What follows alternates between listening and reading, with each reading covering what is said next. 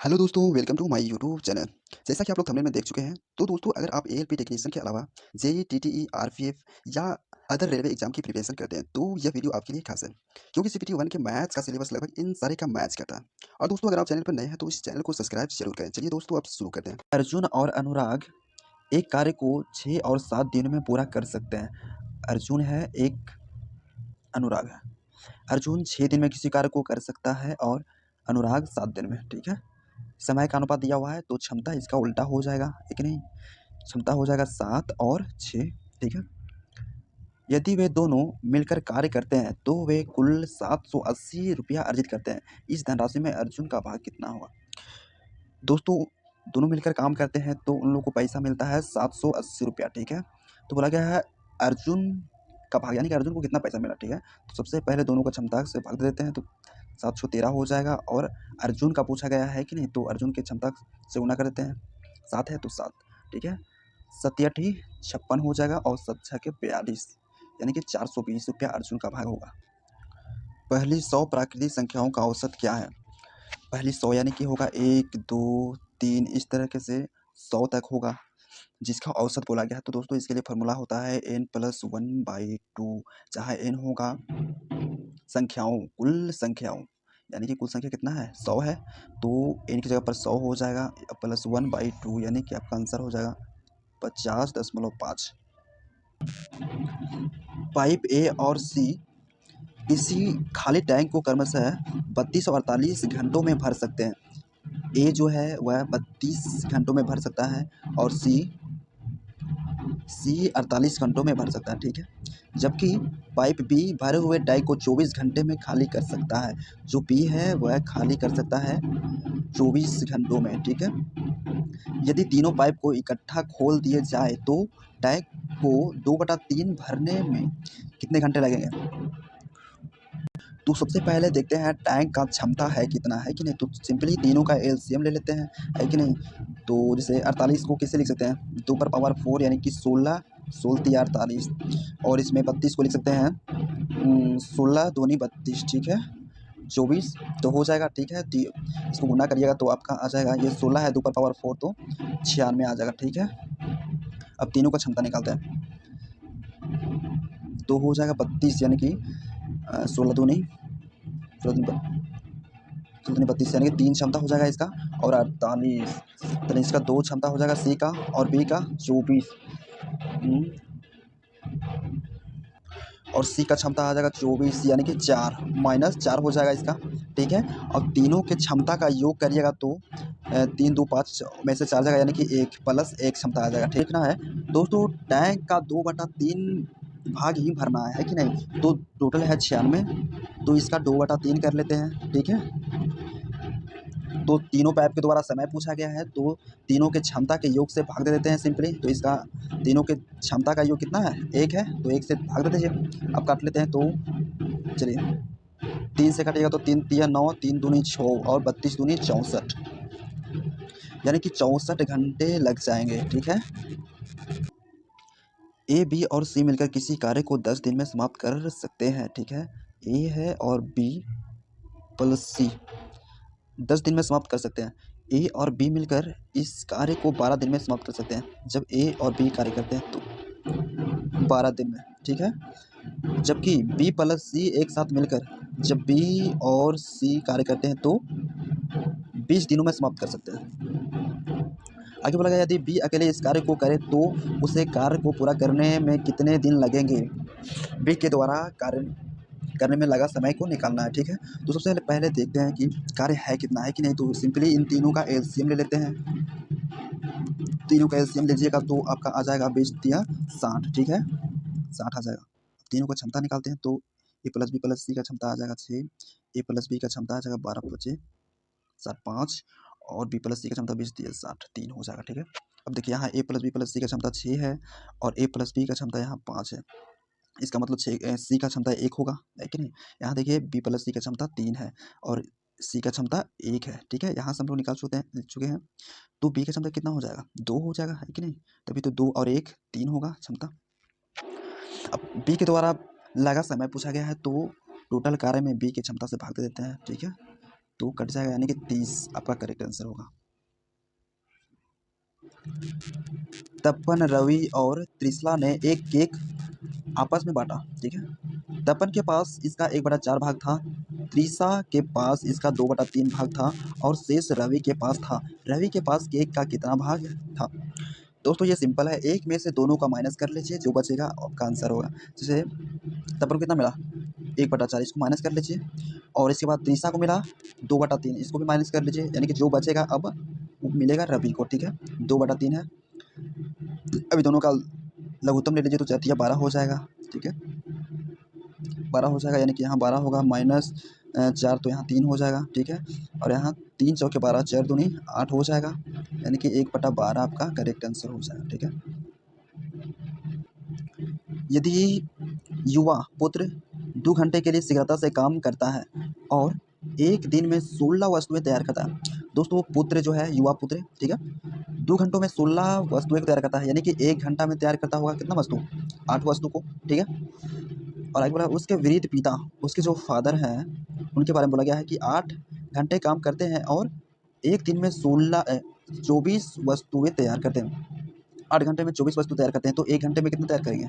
8 या 24, 3 वस्तु है, 3 वस्तु है कि नहीं? अब देखिए उनके पुत्र जो है 1 घंटा में 8 वस्तु तैयार करते हैं और इनके फादर जी जो है 1 घंटे में 3 वस्तु तैयार करते हैं। तो यहाँ से तो क्लियर पता चल रहा है कि पुत्र का क्षमता जो है ज़्यादा है कि नहीं? तो इसके अकॉर्डिंग आप सी को करेक्ट मान सकते हैं, ठीक है।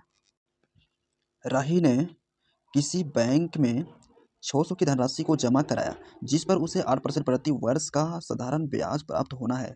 यदि राही ने 5 वर्षों तक बैंक में धनराशि को रखा तो उसे ब्याज के रूप में कितनी धनराशि प्राप्त होगी? दोस्तों उसने रखा धनराशि कितना? 600 रुपया को, ठीक है। 1 वर्ष का ब्याज मिलता है 8%, ठीक है। तो 5 वर्ष में कितना मिलेगा? 5 40%, तो इसका 40% निकाल दीजिए, वही आपका आंसर हो जाएगा। 00 से 00, 6 चौके 24, 240, ठीक है। इनमें से किस संख्या का वर्गमूल एक अपरिमेय संख्या है? दोस्तों हम लोग जानते हैं कि जिस संख्या के इकाई का अंक या तो केवल एक जीरो हो, या 2 हो, या 3 हो, या 7 हो, या 8 हो, तो वह संख्या परिमेय संख्या नहीं हो सकती है। तो देख लीजिए इसमें से, है कि नहीं? अब देखिए यहाँ पे एक जीरो है कि नहीं? तो यह परिमेय संख्या हो ही नहीं सकती, यानी कि यह परिमेय संख्या है। क्लियर पता चल गया, ठीक है। नेक्स्ट क्वेश्चन, किसी मिश्रण में रेत और बजरी का अनुपात 7:8 है। रेत और बजरी का अनुपात दिया हुआ है 7:8, ठीक है। जबकि बजरी और सीमेंट का अनुपात, बजरी और सीमेंट मान लेते हैं ऐसे, ठीक है, अनुपात दिया हुआ है 6 और 7, ठीक है। मिश्रण में रेत और सीमेंट का अनुपात, तो पूछा गया है रेत और सीमेंट का अनुपात, ठीक है। चलिए शुरू करते हैं। सबसे पहले एक्चुअल अनुपात तीनों का लेते हैं, तो यहाँ बी का मान दिया हुआ 8, यहाँ 6 है, तो दोनों को बराबर करने के लिए इसमें गुना कर लेते हैं 8 या 24 3 से, ताकि 8 24 बन जाए। तो इस 6 को भी 24 बनाने के लिए इसमें गुना कर लेते हैं 4 से, ठीक है। अब चलिए, तो 7 या 21 हो जाएगा, और ये 6 चौके 24 हो जाएगा, और ये 7 चौके 28 हो जाएगा। अब रेत और सीमेंट का अनुपात पूछा गया, तो 21 28 कट जाएगा, 21 28 कट जाएगा, तो कितना से कट जाएगा? 7 या 21 और 7 चौके 28, यानी कि 3:4 आपका करेक्ट आंसर होगा। किसी ऊंचे टावर से 30 मीटर की दूरी पर एक इमारत के आधार का अवनमन कोण 30 डिग्री है।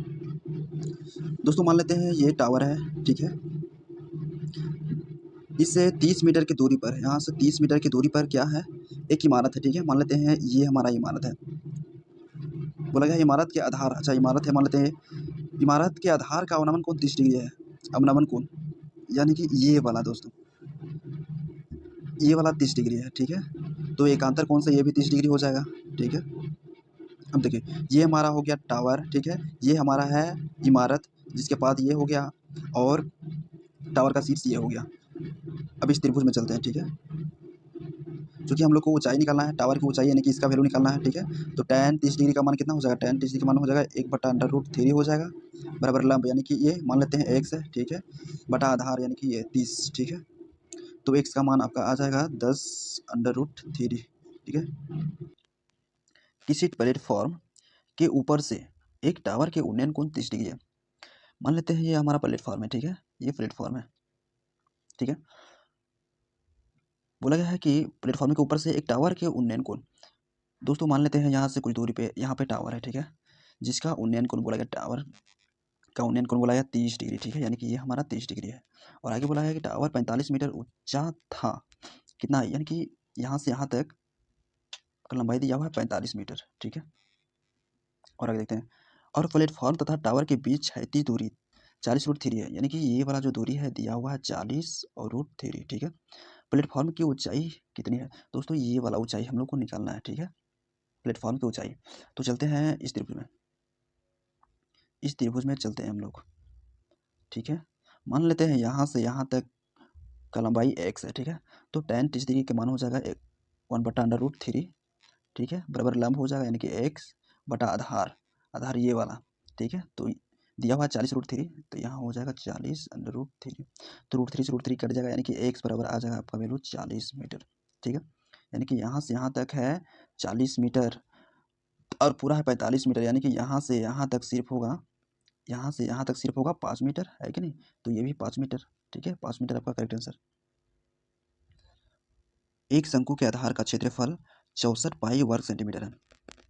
दोस्तों एक शंकु है, ठीक है, मान लेते हैं ये शंकु है, ठीक है, जिसका आधार का क्षेत्रफल, यानी कि आधार इसका कैसा होता है, वृत्त जैसा होता है, यानी कि पाई आर स्क्वायर का वैल्यू दिया हुआ है 64 पाई, ठीक है। तो पाई से पाई कट जाएगा, और आर स्क्वायर बराबर 64 है, यानी कि आर बराबर आपका हो जाएगा 8, ठीक है।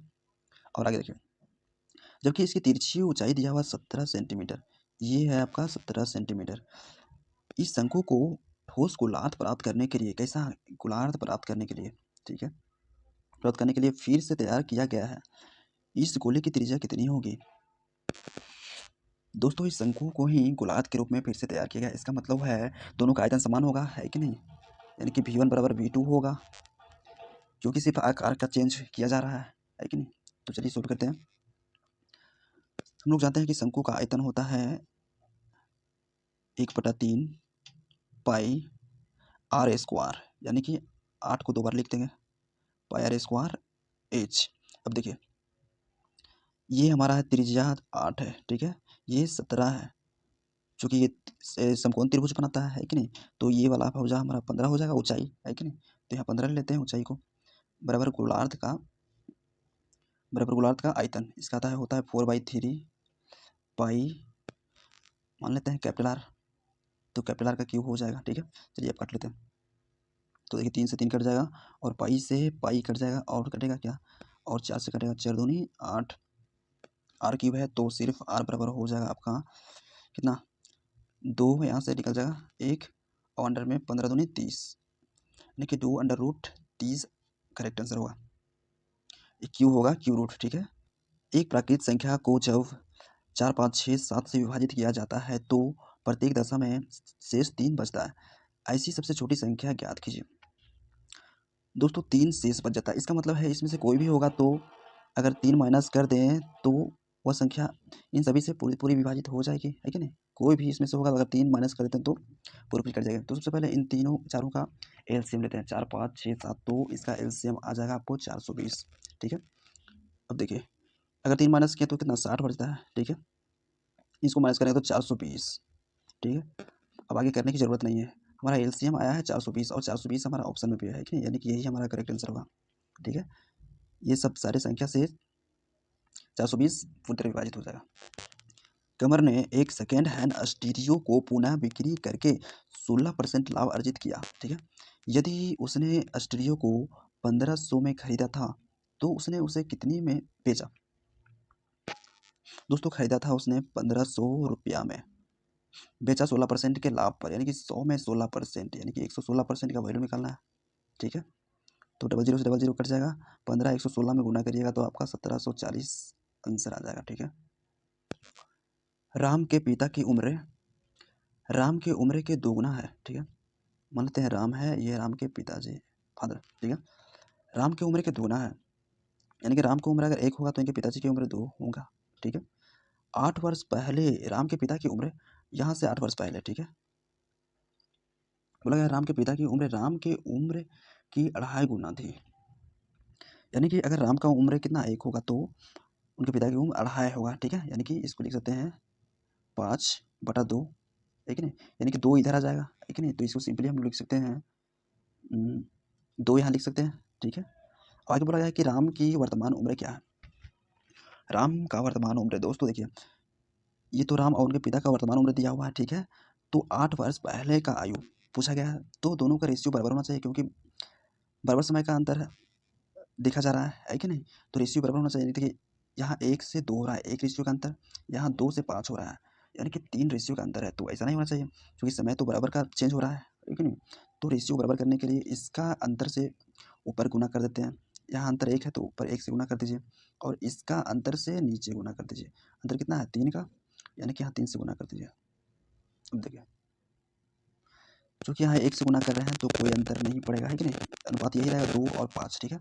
इसमें 3 को 1 से गुना करिएगा तो कितना हो जाएगा 3 हो जाएगा, इस तरह से 2 3 से तो 6 हो जाएगा। अब देखिए यहाँ 2 से 3 हो जा रहा है कि नहीं, एक का रेशियो का अंतर, यहाँ 5 से 6 हो जा रहा है, एक रेशियो का अंतर। अब ठीक है, एक रेशियो का अंतर है, ठीक है, जिसका वैल्यू दिया हुआ है 8 वर्ष, है कि नहीं? 8 वर्ष का पहले की आयु, है कि नहीं? यानी कि एक रेशियो का वैल्यू दिया हुआ है 8 वर्ष। तो पूछा गया है राम का वर्तमान आयु, यानी कि राम का वर्तमान आयु कितना वैल्यू निकालना 3 का, तो 3 को भी 8 के गुना पर ले चलिए तो 24 वर्ष करेक्ट आंसर हो जाएगा। 36 54 108 का मस कितना होगा?